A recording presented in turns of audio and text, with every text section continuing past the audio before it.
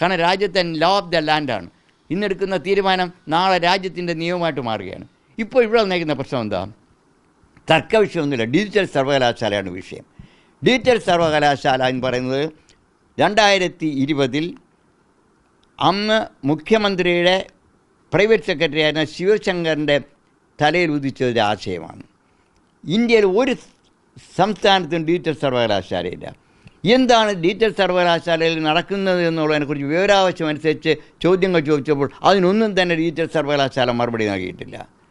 ആ ഡിജിറ്റൽ സർവകലാശാലയിൽ സജീവ് ഗോവിന്ദനാഥ് എന്ന് പറയുന്ന ഒരു ഇടതുപക്ഷ സഹായയാത്രികനായ പ്രൊഫസറെ VC ആയി നിയമിച്ചുകൊണ്ടാണ് ഇതിൻ്റെ പ്രവർത്തനം ആരംഭിച്ചത്.